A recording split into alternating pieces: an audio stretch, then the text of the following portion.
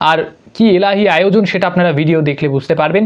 অঙ্কুশ থেকে আরবাজ খান মানে ওই সালমানের ভাই এবং সুমিত গাঙ্গুলি সবাই অনেকগুলো তারকার আগমন ঘটেছিল। সবাইকে বলতে শোনা যাচ্ছে টুলু মণ্ডলকে ধন্যবাদ, এদেরকে শুভেচ্ছা। তাহলে একবার ভাবুন কত কোটি কোটি টাকা খরচা করা হয়েছে, আর এই টাকাগুলো কোত্থেকে আসছে? স্বাভাবিক একটা প্রশ্ন। বেলা শিউরি বীরভূমে সালমা এবং তৌসিফের ম্যারেজ সেরেমনি नवंबर 2024 शिवरी बीरभूम में सलमा एवं तौसीफेर मैरिज 28 दिसंबर को सलमा और तौसीफ में आ रहा हूँ। नमस्कार, मैं हूं जरीन खान और मैं आ रही हूं आपके शहर में 28 दिसंबर 2024 टुल्लू मुंडाल and thanks to all of you for inviting me there. आदाब, नमस्कार, मैं हूं अरबाज खान और টাকা গোনার একটা ভিডিও ভাইরাল হয়েছে। মানে টাকাগুলো যেভাবে পড়ে রয়েছে, মানে দেখলে আপনারা বুঝতে পারবেন যে কতটা পশ্চিমবঙ্গে দুর্নীতির পরিমাণ রয়েছে। এই টাকাগুলো দিয়ে কার্যত রাজ্য সরকার অনেকগুলো প্রকল্প, নতুন প্রকল্প নিয়ে আসতে পারবে, এমন পরিস্থিতি তৈরি হচ্ছে। ভারতবর্ষের বিরোধীদের চেয়ে কোনো একটা ক্ষুদ্র দুদিনের 2 টাকার পার্টিকে মানুষ বেশি প্রাধান্য দিয়ে থাকে। এনাদের অবস্থা কিন্তু এতটাই শোচনীয়। এই অসিত বলে ব্যক্তিটিকে, যিনি অতীতে চুঁচুড়ার বিধায়ক ছিলেন এবং যেখান থেকে দেবাংশুবাবু ভাটাংশুবাবু কিন্তু দাঁড়িয়েছিলেন ভোটে, আর কার্যত জিততেও পারেননি। তাকে কার্যত নাস্তানাবুদ হয়ে বাড়ি ফিরতে হয়েছে। এখন আর তাকে সোশ্যাল মিডিয়ায় দেখা যায় না। হয়তো ভয় পেয়েছেন, এতদিন যার পা চেটেছেন, বাইরে বেরোলে পরে তো ডিম তার একেবারে মাথার উপরেই পড়বে। নমস্কার। একটা ইংরেজিতে কথা রয়েছে, রট ফ্রম দ্য টপ, অর্থাৎ মাথা থেকেই পচন শুরু হয়। তৃণমূল কংগ্রেসের মাথা মমতা বন্দ্যোপাধ্যায়, সেখান থেকেই বোধহয় পচনটা শুরু হয়েছে। কারণ আপনারা দেখেছেন, যখন 4 তারিখের পরে বিজেপি ক্ষমতায় আসীন হচ্ছেন, তার কয়েক ঘন্টা না যেতেই বিজেপি নেতাদেরকে বহু বিধায়ক, তৃণমূলের বিধায়ক কিন্তু মেসেজ করে ফেলেছেন যে আমরা দল পাল্টাবো, আমরা আপনাদের দলে যেতে চাই। তার মধ্যে শুরুর দিকে যিনি ছিলেন তিনি আর কেউ নয়, সেই কাকলি ঘোষ দস্তিদার, এছাড়াও ঋতব্রত। এই ঋতব্রত বন্দ্যোপাধ্যায়ের যে প্ল্যানিং, সেটা উনি ভীষণ মানে গভীর জলের মাছ যেটা, সেটা কিন্তু এই ঋতব্রত। ইনি পুরো তৃণমূল কংগ্রেস দলটাকে ছিন্নভিন্ন করে ফেললেন। এখন এর পেছনে ওনার কি স্বার্থ রয়েছে, নাকি নেহাত ওনার মমতা বন্দ্যোপাধ্যায়ের উপরে রাগ, নাকি অভিষেক বন্দ্যোপাধ্যায়কে ওনার পছন্দ নয়, সবটাই জল্পনা কল্পনা। তবে আপনারা খালি চোখে যেটা দেখতে পাচ্ছেন সেটাই হয়তো সত্য।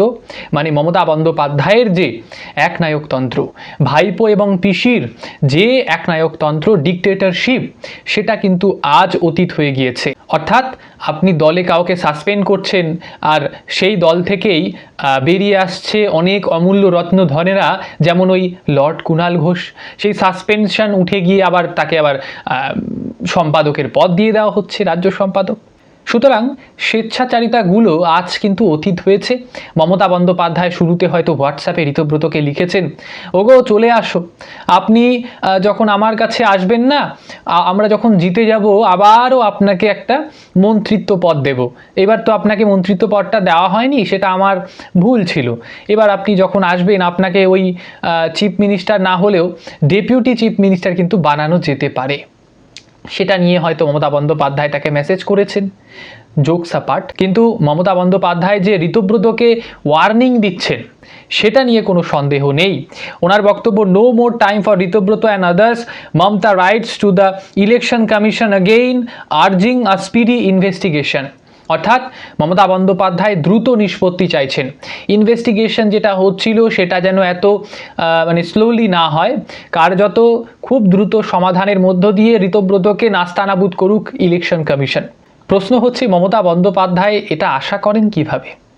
যে মমতা দেবী কার্যত একজন দেশের স্বরাষ্ট্রমন্ত্রীকে পদার্পণ করতে দিচ্ছে না, তার হেলিপ্যাড অন্যদিকে সরিয়ে ফেলছেন, তার হেলিকপ্টার নামতে দিচ্ছেন না, তিনি আশা করছেন যে সেই গভর্নমেন্টের যারা ইলেকশন কমিশনের দায়িত্ব রয়েছে, সেই তারা নাকি তার কথা শুনবেন। এটা দিবা স্বপ্ন ছাড়া আর কিছু নয়। তবে মমতা বন্দ্যোপাধ্যায়ের যুক্তিটাও কিন্তু ফেলে দেওয়ার নয়। ওনার বক্তব্য রয়েছে যে ঋতব্রতকে প্রথমে 6 জুলাই কিন্তু জবাবদিহির যে ডেট সেটা দেওয়া হয়েছিল, কিন্তু তিনি কোনো রেসপন্ড করেননি, কোনো রকমের একটা শব্দও খরচ করেননি। অথচ জুলাই মাসে আবারও জুলাইয়ের 25 নাকি তাকে আবারও একই জিনিস করা হয়েছে, কিন্তু তবুও তিনি চুপ থেকেছেন। অর্থাৎ এই যে বারে বারে ডেটগুলোকে পিছিয়ে দেওয়া, এইটার বিরোধিতায় মমতা বন্দ্যোপাধ্যায় শেষ পর্যন্ত নামলেন এবং কার্যত চিঠি লিখতে শুরু করলেন। এইবার এই দল শুধুমাত্র কিন্তু এখন আর ওই পশ্চিমবঙ্গে সীমিত নেই, এই দল এখন কালীঘাট তৃণমূল হয়ে গিয়েছে। মানে এতদিন পর্যন্ত আপনারা দেখতেন মমতা বন্দ্যোপাধ্যায় কালীঘাট থেকে নিয়ন্ত্রণ করতেন ঠিকই, তবে তার সঙ্গে 200-র বেশি বিধায়ক থাকতেন। আর যখন সেটা 70-এ নামলো, যখন তিনি ক্ষমতাচ্যুত হলেন, সবাই একে একে এক্সিট করে নিলেন, নিজেদের আখের গোছাতে শুরু করলেন। অর্থাৎ ওই যে যেটা এক্ষুনি বললাম আপনাদের, রড ফ্রম দ্য টপ, অর্থাৎ মাথা থেকেই পচন শুরু হয়। ঋতব্রত ধীরে ধীরে যখন বেরিয়ে গিয়েছে, তখন দেখা যাচ্ছে তার নিচুতলার কর্মীরা তো থাকবে না, তার নিচুতলার বিধায়কেরা তো থাকবেন না, সবাই ধীরে ধীরে কেটে পড়লেন। শেষ পর্যন্ত দেখা যাচ্ছে মমতা বন্দ্যোপাধ্যায়ের জন্য নাকি অনেকে জেল খাটছেন। যেমন উদাহরণস্বরূপ আপনারা অসিতবাবুকে দেখতে পারেন। হ্যাঁ, সেই চুচুড়ার বিখ্যাত অসিতবাবুরই কথা বলছি, যার সঙ্গে রচনা দেবীর খুব একটা ওই মিল হয় না, মিল পাওয়া যায় না। তাদেরকে দুজনকে একসাথে আনার কাজ যাকে দেওয়া হয়েছিল আর কেউ নয়, কল্যাণ বন্দ্যোপাধ্যায়।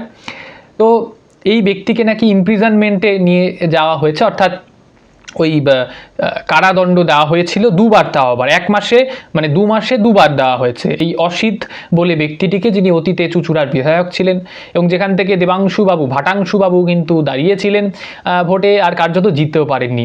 তাকে কার্যত নাস্তানাবুদ হয়ে বাড়ি ফিরতে হয়েছে। এখন আর তাকে সোশ্যাল মিডিয়ায় দেখা যায় না। হয়তো ভয় পেয়েছেন, এতদিন যার পা চেটেছেন, বাইরে বেরোলে পরে তো ডিম তার একেবারে মাথার উপরেই পড়বে, আর সেই ডিম থেকে বাঁচতেই হয়তো তিনি প্ল্যানিংটা নিয়েছেন যে আমি ভাই বাড়ি থেকে বেরোবো না, সুতরাং আমাকে কেউ সেই ডিমটা ছুটতেও পারবে না। কিন্তু এই যে অসিতবাবুর কথা বলছিলাম, এই অসিতবাবু যখন 2বার জেলে যাচ্ছেন, সেই জেলে থাকাকালীন উনি কিন্তু বই লিখতে শুরু করে দিয়েছেন। অর্থাৎ কেউ তো এখন রাজনীতিতে আসলেন যিনি মমতা বন্দ্যোপাধ্যায়কে টপকালেন। মমতা দেবী জেলে না গিয়েও বই লেখেন, মমতা দেবী হসপিটালে না গিয়েও চিকিৎসা করান, ইঞ্জিনিয়ারিংয়ের কোর্স না নিয়েও তিনি ইঞ্জিনিয়ার হয়ে যান। এছাড়াও যাবতীয় অকিউপেশন যেগুলো হয়ে থাকে, রাস্তাঘাট তৈরি করা থেকে শুরু করে, রান্নাবান্না থেকে শুরু করে, পাণ্ডিত্য থেকে শুরু করে, টিচিংস থেকে শুরু করে, সবটা উনি পারতেন। তো এই সর্বঘটে যিনি একেবারে পারদর্শী, সেই মমতা বন্দ্যোপাধ্যায়কে আজ ছাপিয়ে কিন্তু অসিতবাবু এগিয়ে আসছেন এবং কার্যত তিনি একটা বই লিখে ফেলেছেন।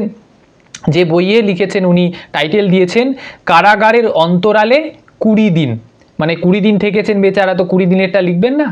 তো এনার, যাই হোক, এনার বিরুদ্ধে কিছু অভিযোগও রয়েছে যেগুলো নস্যাৎ করে দেওয়ার মতনই, কারণ উনি সিন্ডিকেট কাটমানি নিয়েছেন বলেই খবর রয়েছে। তো যেটা কোনো প্রাসঙ্গিক বিষয় নয়, কারণ পশ্চিমবঙ্গে তো এগুলো ঘন ঘন দেখাই যায়। কিন্তু শুধু উনি নয়, কাটমানি এবং পয়সার বিনিময়ে চাকরি, এগুলো কিন্তু মদন মিত্রর বিরুদ্ধে অভিযোগ উঠেছিল কিছুদিন আগে পর্যন্ত। তার স্ত্রীকেও নাকি ডাকা হয়েছিল। যাই হোক, এই মমতা বন্দ্যোপাধ্যায়ের সৈনিক মদন মিত্রকে কিন্তু আজ ইডি ডেকেছিলেন এবং তিনি কার্যত 8 ঘন্টা জেরার শিকার হয়েছেন এবং সেখান থেকে বেরিয়ে উনি বলছেন যে I have submitted everything accept death and birth certificates. মানে আমি সবটা আমার দিয়ে দিয়েছি নথিপত্র, শুধুমাত্র আমার ওই ডেথ মানে যে মৃত্যু এবং জন্ম যে সার্টিফিকেট সেটা ছাড়া। কোথাও না কোথাও ব্যঙ্গ বিদ্রুপ করেই হয়তো বলছেন যে যাবতীয় রকমের তথ্য আমার কাছ থেকে নিয়েছে 8 ঘন্টা ধরে, একেবারে 8 ঘন্টা টানা 8 ঘন্টা আমাকে জিজ্ঞাসাবাদ করেছেন। নগদ অর্থের বিনিময়ে ইনি কিন্তু চাকরি দিয়েছেন। ইনি কিন্তু কোনো সাধু পুরুষ নয়, যেটা উনি দেখানোর চেষ্টা করেন। মানুষের উপকার করলেই যে চুরি করতে হয় এটা কিন্তু কোথাও লেখা নেই, কিন্তু উনি সেটা করেন এবং 125 জনের চাকরি তিনি করে দিয়েছিলেন পয়সার বিনিময়ে, বিনে পয়সায় নয়।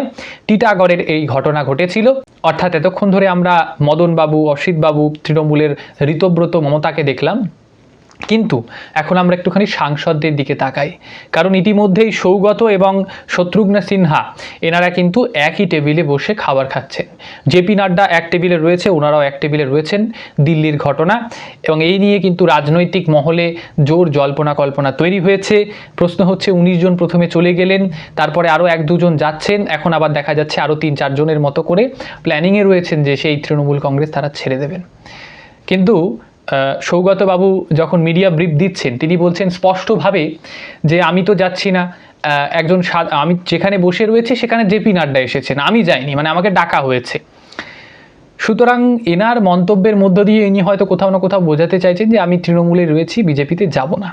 কিন্তু সময় যতটা গড়াবে আপনারা দেখতে পাবেন সবটাই নাটক। কোথাও না কোথাও বিজেপিতে যাওয়ার জন্য ওনারা পা বাড়াচ্ছেন। যখন অফারটা খুব একটা ভালো লাগেনি, জেপি নাড্ডাজি যখন অফারটা দিচ্ছেন খুব একটা তার পছন্দ হয়নি, হয়তো সে কারণে তিনি রিজেক্ট করে দিয়েছেন। তার মনে হয়েছে এই ভাগাভাগির দুনিয়ায়, কাটমানি সিন্ডিকেটের দুনিয়ায় মমতা বন্দ্যোপাধ্যায় একমাত্র ভরসা, তাই তিনি সেখানে থেকে যাচ্ছেন। আর এছাড়াও কংগ্রেসকে নিয়ে কিন্তু একটা বড় খবর উঠে আসছে।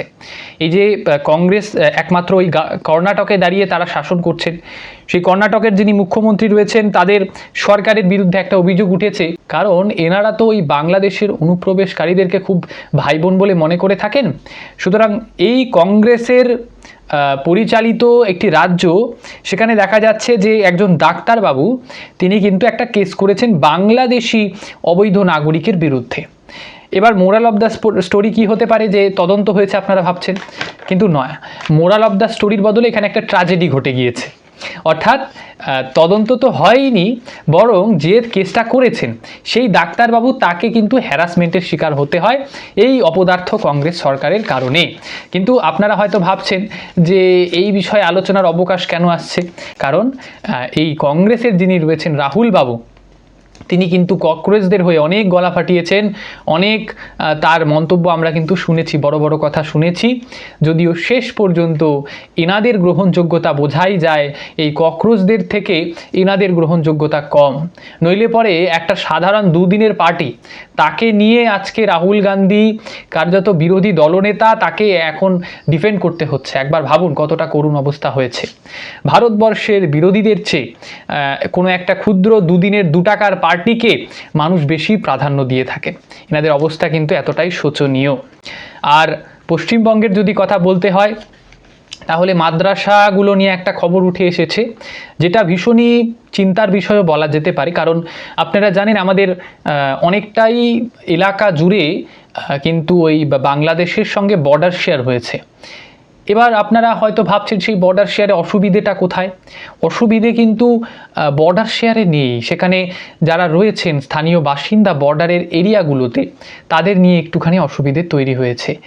আর সেখানে কি একটা চক্র যেন কাজ করতে শুরু করে দিয়েছে, যেই অদ্ভুত কারণে এই যে সীমান্ত লাগোয়া রাজ্যগুলো, সেখানে দেখা যাচ্ছে প্রায় 12টা এমন জেলা রয়েছে, মাফ করবেন রাজ্য নয় জেলা, তো 12টি জেলাতে অবৈধভাবে মানে আনরেকগনাইজড মাদ্রাসা, কে পয়সা দিচ্ছে, কি কোর্স করানো হচ্ছে, আর তাদের খাবার দাবার কি আছে, তারা কোত্থেকে সিলেবাস নিচ্ছেন, কোনো কিছু আইডিয়া নেই। গভর্নমেন্ট কিচ্ছু জানেন না।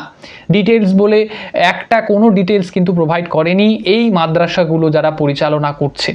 তাই রাজ্য সরকার নোটিশ পাঠিয়েছেন যে আপনাদের পয়সা কারা দেন, আপনারা কোন কোর্স পড়ান, আর আপনারা ছাত্রছাত্রীদেরকে আবার কোনো ওই মানে দেশীয় চিন্তাভাবনার যে বিষয়গুলো, জাতীয়তাবাদী চিন্তন, সেইগুলো থেকে বিরত রাখা হয় না তো?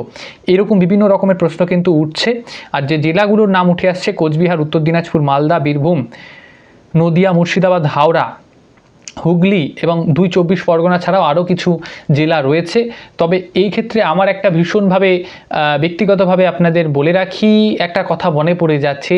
কিছুদিন আগে পর্যন্ত কিছু রিপোর্ট দেখেছিলাম যেখানে এই সেম ঘটনা দেখা যাচ্ছে, তবে অদ্ভুতভাবে এই যে তৃণমূল কংগ্রেস সেখানে জড়িয়ে পড়ছেন। আপনারা জানেন কিছুদিন আগেই বিধানসভা ভোট হলো পশ্চিমবঙ্গে, তো সেই ফলাফলেও এটা লক্ষ্য করা যাচ্ছে যতগুলো সীমান্ত লাগোয়া এরিয়া রয়েছে যেখানে বিশেষত মুসলিমদের বসবাস এবং তার ওপারে বাংলাদেশি মুসলিমদের বসবাস, সেই এলাকাগুলোতে তৃণমূল কংগ্রেস জিতেছেন। অদ্ভুতভাবে বাংলাদেশেও ওই যে ভারত বিরোধী জামাতে ইসলাম, তারাও কিন্তু ওই বর্ডার এরিয়াগুলোতে জিতেছেন। এর মধ্যে কিছু কি মিল পাওয়া যাচ্ছে? রাষ্ট্রবিরোধী কি কোনো কি গন্ধ পাওয়া যাচ্ছে? সবটাই প্রশ্ন। কোনো ভার্ডিক্টে আমরা কিন্তু আসতে পারবো না, কোনো জাজমেন্টে আসতে পারবো না। আমাদের কাজ প্রশ্ন তোলা, উত্তরটা আপনারা খুঁজে নিন, আপনারা বুঝে নিন। আপনাদেরকে তো আর সবটা বোঝানো মানে বুঝে বলানো সম্ভব নয়, কারণ এগুলো ইউটিউবের একদিকে গাইডলাইন রয়েছে, অপরদিকে এই ধরনের স্পর্শকাতর বিষয়ে যেগুলো তদন্তের আওতাভুক্ত সেইগুলো নিয়ে কিন্তু বলাটা খুব একটা ভালো কাজ হবে না। তবে আপনাদের গতকাল বলছিলাম টুলু মণ্ডলের ঘটনা। টুলু মণ্ডলের আত্মীয় বাস চালক, প্রাক্তন বাস চালক, তো তার বাড়ি থেকে প্রায় 30 কোটির ওপরে পাওয়া গিয়েছে। এখনও পর্যন্তও নাকি সঠিক অ্যামাউন্টটা জানা যায়নি, গোনা কিন্তু চলছিল যতদূর কাল অবধি খবর ছিল। তারপরে আর বেরিয়ে আসেনি, বলা হচ্ছে 32 কোটি প্রায় রয়েছে, আর তার সঙ্গে 12-13 কেজির ওপরে সোনা রয়েছে, যেগুলো বলা হয় গোল্ড বিস্কিট সেগুলো। তো যাই হোক, মানে বাট, যেগুলো গোল্ডের বাটগুলো, সোনার বাটগুলো। টুলু মণ্ডলের কথা যখন উঠেছে, আপনাদের একটা ইনফরমেশন দিই। কেন এনার বিরুদ্ধে তদন্ত হবে না সেটা আপনারা বুঝতে পারবেন এবার। আর তদন্ত কেনই বা এত তড়িঘড়ি করা হলো, আপনারা একবার 2024 সালটা মনে করে দেখুন। সেই সময় টুলু মণ্ডলের মেয়ের বিয়ে হয়েছিল। এবার একটি সাধারণ বাড়ির বিয়ে কত টাকা খরচা হয়? সাধারণ বাড়ির বিয়েতে আমরা যদি গ্রামের দিকে দেখি 1 লক্ষ বা 1.5 লক্ষ, প্যান্ডেল, খাওয়া দাওয়া সব মিলিয়ে যদি ধরে রাখি। ধরুন একটু মধ্যবিত্ত ফ্যামিলি, পয়সাপাতি রয়েছে, খুব হায়েস্ট হলে ধরে রাখছি আমি 5 থেকে 6 লাখ টাকা, বা ধরে রাখছি যান ওই 10 লক্ষ টাকা। কিন্তু এই টুলু মণ্ডল, যিনি একজন সাধারণ ব্যবসায়ী বলে পরিচিত, তার মেয়ের বিয়েতে 100 কোটি টাকারও বেশি টাকা খরচা হয়েছে। প্রশ্ন হচ্ছে, এ তো আম্বানিদের সঙ্গে লড়াই করতে নেমে পড়েছেন টুলু মণ্ডল। তার নাম শুনে অনেকেই আপনারা হয়তো ভেবে নিয়েছেন এই ব্যক্তিটি বোধহয় হিন্দু। আদেও নয়। তার মেয়ের নাম, তার মেয়ের হাজবেন্ডের নাম, তার বউয়ের নাম শুনে বোঝা যাচ্ছে যে এগুলো তারা ট্যাকটিক্স খাটান, যে মানুষ তো আর বুঝতে পারবেন না, মানুষ টুলু মণ্ডল নাম শুনে বুঝবেন যে ইনি একজন হিন্দু। এইটাও একটা ভাবনার বিষয়। অনেকেই নিজেদের নামগুলোকে বদলে প্রতারণার মতো কিন্তু কাজগুলো করে থাকেন। এটা তো প্রতারণা না? আপনি হোটেলে লিখে রেখেছেন হিন্দু হোটেল, অথচ যখন স্ক্যানারে স্ক্যান করছি তখন দেখা যাচ্ছে সেখানে কোনো মুসলিমের নাম।